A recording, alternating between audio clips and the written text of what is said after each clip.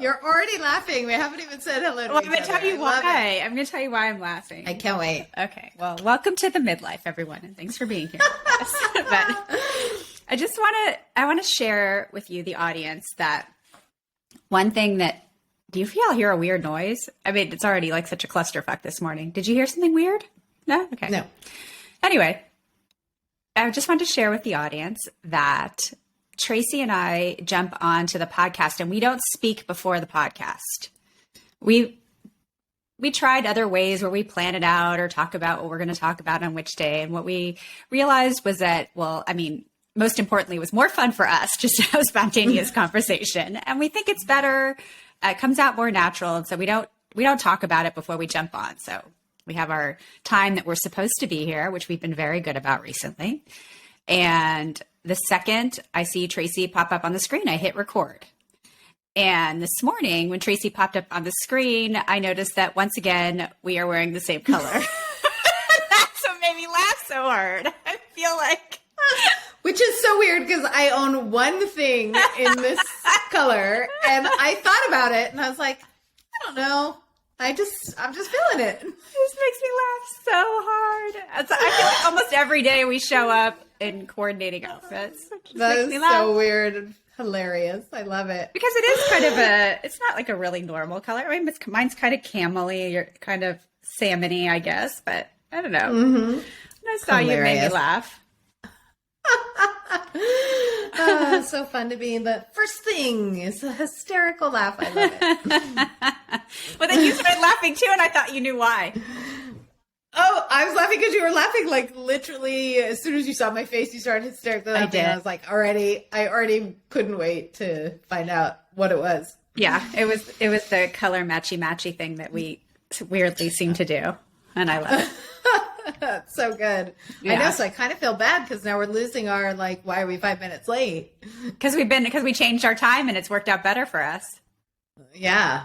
I mean, as far as our showing up on time, it's worked out better for us. Oh. Uh-oh. It's only been a week. Let's see how it goes. Yeah. Creature of habit. Yeah, for sure.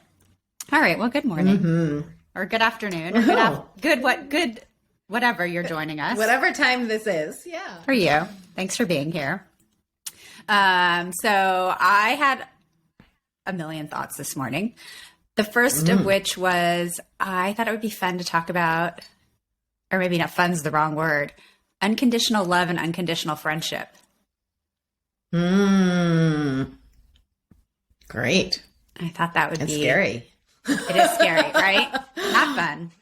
Yeah. And I think of you as somebody who loves unconditionally.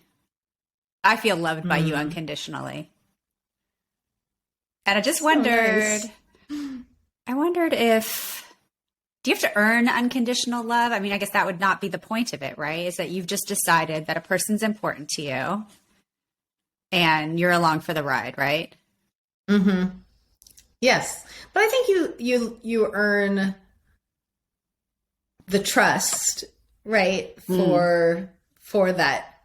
So there's a space for that, right? You don't just give unconditional love to everyone. That would be weird and that would be not healthy for you, right, as a person. So I think there's definitely, whether you call it earned or you just present as a person that feels safe and worthy of, being vulnerable. Because I think unconditional is very vulnerable, right? Because I mean, there's people that would argue that there is nothing good about unconditional love. Like you should have conditions, you should have boundaries, you should, and so I don't think my unconditional love doesn't come without healthy boundaries and the ability to speak.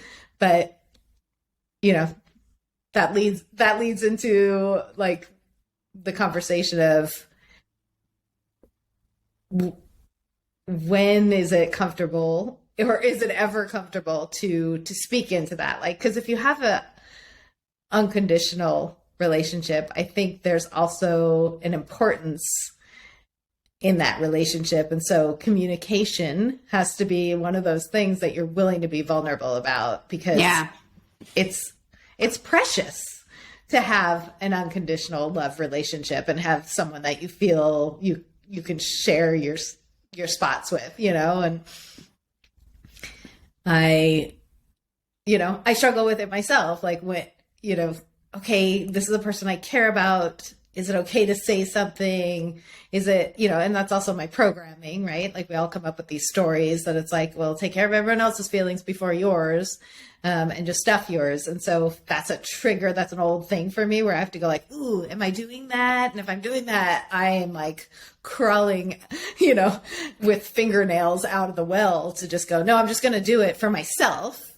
Yeah. And hope that it feels still loving. And maybe in that moment, it doesn't feel as loving as the person's used to, because unconditional love feels like, it might feel like you get away with everything. Yeah. But to me, it's like you get away with being yourself. And sometimes I may have a feeling around that, and it's tricky. So I think there's tricky. I think that their unconditional love for me, I don't think I experienced it until Dave and my children, for sure. And I think that there's a difference between, and then there's the unconditional friendship, which I think is another bucket, let's say. But I think when it comes to your spouse, I think it is finding that person that you are allowed to be your ugly with, but that you're willing to say, I'm going to behave badly and this is why, right? And that you can do that, and you don't have to be like showing off and be perfect all the time for that person to continue to love you. And so that's a grand relief when I reached that place with Dave, not because he wasn't willing to be there, because it took me a long time to be vulnerable, as you point out. And I think with children, unconditional love is, it's an absolute. It should be an absolute. And they get to be assholes and they don't have to return any of it. I do believe that faucet can run one way, and that's okay. But I think in setting that kind of dynamic, sometimes it defies gravity and the water drips up too. But I just think that I was a child that had to perform, be good, do right, say right, achieve right in order to feel love. And I feel like I'm a better parent because I love my children unconditionally, like who they are at the core.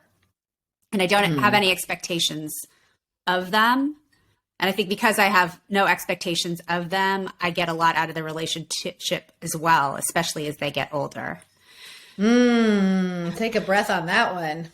That's a big one to apply to any relationship, right? Like not having expectations and appreciating them and loving them for who they are. Yeah, not what they do. And imperfect and human and, on the journey and, with the wins and the fails and all the things, right? Isn't that what we hope for everyone? Isn't that what we all need? Yes. And I think, I don't know, we'd have to ask them. I don't know if they'd let us, but I feel unconditional love for them too, because I'm their mom. That's that. Right. So, and we've chosen that, And the little one jokes all the time. Yesterday he was saying, he's like, "You're my favorite mom." And he knows that's funny because he's only got one. So I was thinking about those. I was thinking about those things. And in the context of relationships where, it's not unconditional. And if you don't perform in a certain way, you really question what's left of the relationship. Yeah. Sorry, I'm taking that one in. So when you don't perform in a certain way, is that relationship still, what is that relationship? Right. And can you,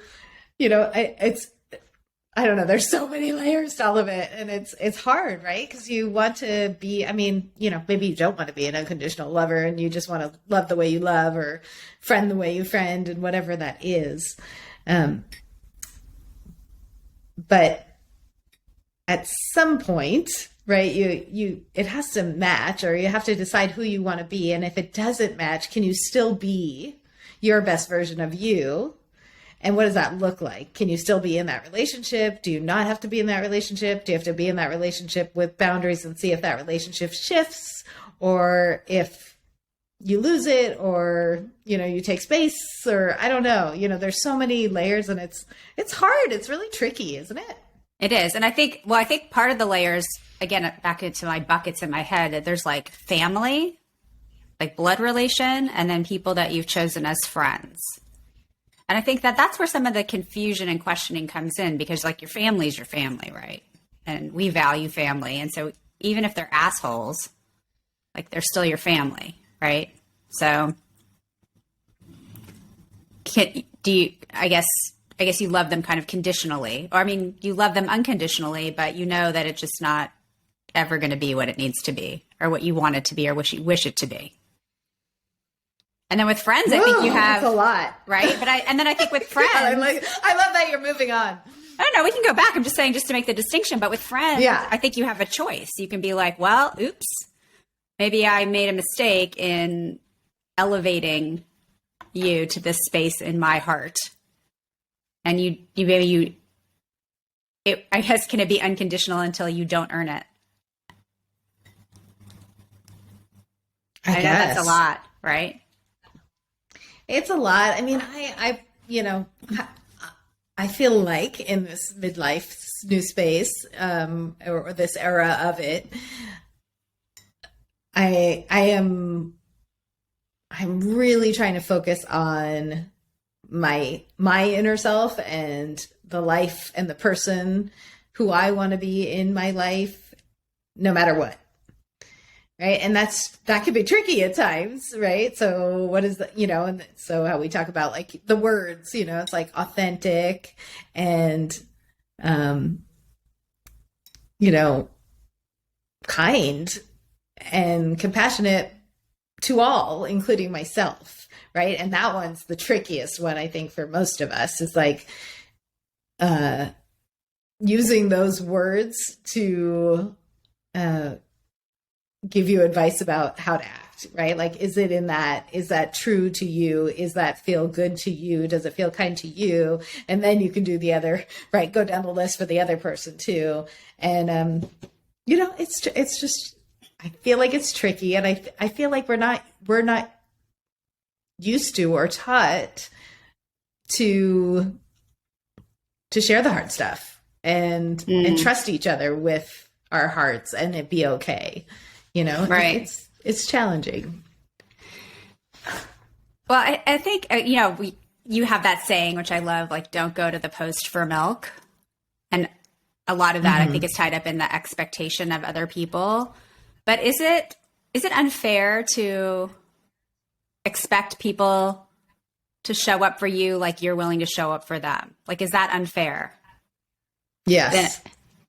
Yes. I mean, right. Well, that's where we get fucked up, right? It's right. Like, because no one loves the way you love. No one sees it the way you see it, right? And so I think I spent most, when I was younger, I was joked that I like started everyone at 100%. And then unfortunately, everyone then only had to go down, right? There was nowhere to go up. And so I was just always disappointed until one day I told myself, like, what if I start them at 0? And that's a lot of depression and a lot of letting go, because I wanted everyone to be 100%, right? And I was looking at the world in that way. And it wasn't like I filled with joy and hope that everyone started there, but I was crushed all the time because that wasn't fair for them or me. And so I think that there's that, I've sort of created this, like, I call it like, my indie film. It's like, step back and watch it, because it all feels like an indie film to me, right? It's very character driven. It's awkward and it's weird and it's funny and it's with a great heartbreaking soundtrack. And it's sweet. With a great soundtrack for sure. And so I think when we can step back and sort of try to watch it and not be in it, but it's hard. I mean, even yesterday I had, like an unexpected feeling, and then with a friend, and I felt like I feel like it's important when you care about someone to go to the mat for them, you know, like to share, to be vulnerable, and it may feel different to them because they're not used to it, because that doesn't always happen in a relationship, right? And like, you know, I'm a pretty happy-go-lucky kind of person, but you know, when I'm hurt, I'm going to speak to it, and that's really still hard at times for me, especially when it's not really like something that you start. Like when you start a relationship later in your life, I feel like you started with these really good boundaries and you're knowing yourself. And there's something so lucky about that, because you're already like, nope, new puppy, we're going to start this differently, you know? Right? But it's like true. Like my last puppy was like, nope, this is going to be the greatest dog of all time. And was, because when I was younger, you know, I just let that one rule the roost, right? Like it was like, whatever. So it's different. So it's more challenging to kind of keep showing up as your true self. And, you know, I feel like I'm still learning too. And the idea of sharing is not to hurt. I always feel like I don't share unless I care. Well, can we talk a little bit about the situation yesterday without getting into details? Because you were upset about something somebody did. And we talked through it. And I said to you, I thought you had two choices. You could either do nothing about it and just take it in as information and just understand that that person doesn't love at the same place that you love, or won't do for you like you would do for them. I said, or you could address this with them directly. And I put myself in the place of that person. I said, listen, if this were me and I had hurt your feelings this badly and certainly didn't intend to, I would be devastated, and I would want to know so that I had the opportunity to fix it. And so my suggestion to you was, you need to decide, like, is this a relationship that you can sort of write off in a way and just take the information and go on with your life? Or is this somebody that you care about and you want to give them the opportunity to understand how they hurt you? And you took door number 2, which I think was good. Totally. I do too. But, you know, there's fallout for me. Right. It's like, it's still uncomfortable. It's still, you know, it feels kind of silly to feel like, why do I feel bad sharing my feelings? Right. Like I'm, you know, and so, you know, may I offer a theory? Narcissistic upbringing kind of has had me, learn to just kind of stuff those and not really experience my feelings. And so, you know, having now, you know, grown up and learned how to do that, it's like at all costs when it matters, I just feel like I have to for myself. Like I may even lose the friend, right? I may have shifted the friendship forever. I don't know, but I have to know that I'm doing it from a place that's like pure to me and trying to be loving to all, and like trying to take things to the next level and trying to show up more fully. I don't know. It's tricky, all right? I think the other side of it is, a lot of times we go through our relationships and you feel, I totally lost my train of thought because I had 14 different thoughts coming at the same time, all equally important. Okay. So the one thing is that, you kind of mentioned, it sounded like you're measuring, but you're not really measuring. Like, are you starting people at 0? You're starting people at 100. Are they falling? Are they rising? And I mean, that was definitely my younger self. Yeah. And so it's not that there's a measurement, but I think that it's upon us to also teach people how we want to be loved, right? So it can't just be like, you fucked up and now I'm pissed off. And I feel like I see this a lot when we talk to women about their marriages and stuff, like that resentment that builds, or that silent treatment, or that I'm fine, it doesn't matter. That wall that goes up is unfair because you're not giving the person the information to do better with. You're just expecting people to know how to treat you. Yes. So it doesn't have to be like it's a fight or you're complaining or how dare you have these feelings. It's just truth about how you feel and giving that person the information about how their actions affected you. Whether or not they're going to do anything about it doesn't matter. It's just you're giving people the opportunity to be what you need out of them. And if they can't, that's okay too. Totally. And I think holding the intention, like being really clear on the intention, like that whatever that is, right? So mine was like to be clear and to share my feelings, because I feel like that's how this is how to grow a relationship, and sometimes that intimacy is scary. I mean, I say sometimes, like most of the time, right? Until you start to really have that ability to have that conversation, and it gets easier, right? So I was just talking to a friend about, their relationship the other day too. And it was like, you're not on the same level communicating, because we're all working from different brains, especially if it's a man and a woman, or just different upbringings or whatever, right? Our brains process differently, all of us. And so until we're really in a place where we're both willing to be vulnerable and share, like, okay, this is what's happening for me, or like, this is what happened when you did that, and this is what happened, and this is what I need, and what do you need around it, and like having that kind of shorthand, which I'm sure is what happened with, I would imagine, with you and Dave too. Yeah. It's like, when you finally go, okay, I'm willing to show a card, like show Right. me your hand. We're starting to share, and we're feeling comfortable enough. And I think it's the same thing, like that it's important to take that step and see if it's met, how it's met. Mm-hmm. Yeah. And I think you're under no obligation to, I mean, in this case, the other person is in no obligation to change the situation either. Not at all. Yeah. No. Right. We each have to do what's right for us, as long as we're kind to each other. And that is, luckily for me, the experience I had, it was like, we tried to right it wrong and learn from it. And so that's a yay and a win, but it is like, it does shake you a bit, and I think we both felt that way. And, that's part of the 50 suck. Onto the 50 good.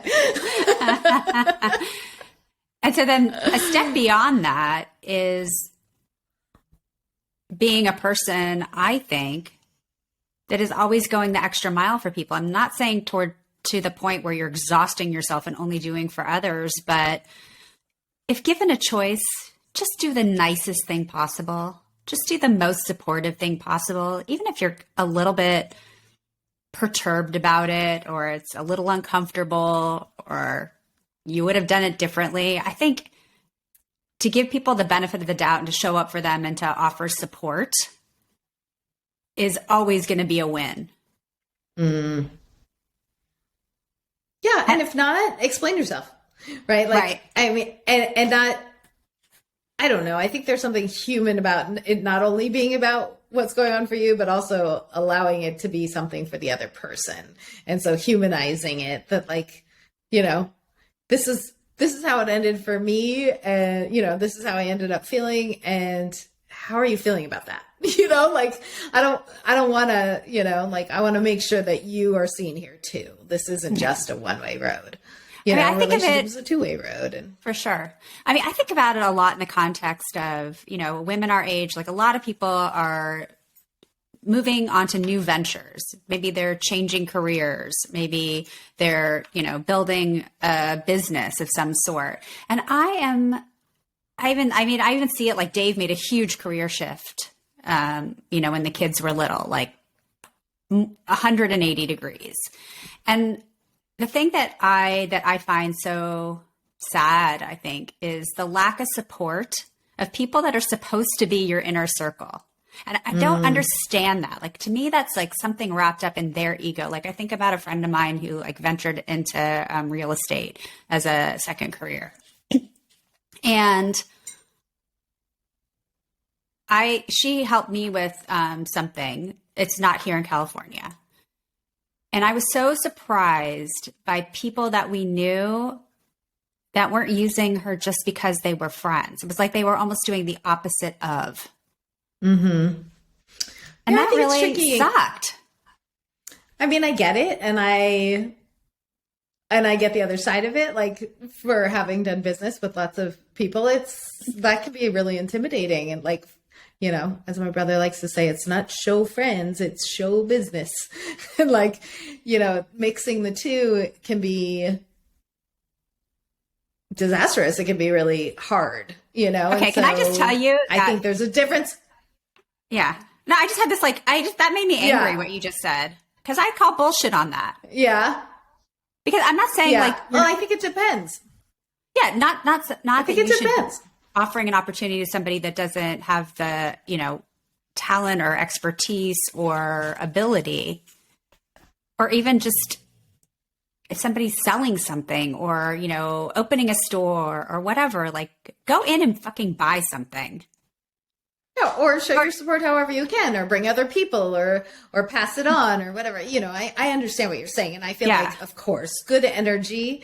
You can do it in a million ways that feels comfortable, and if it doesn't feel comfortable, you should be able to be honest to that too. Like, hey, I have had 100 bad experiences working with friends, but I promise I will pass you on to everyone because I respect you and I know you'll be good at what you do, and that feels fucking great, right? Yeah. That feels just as good as having someone, use you.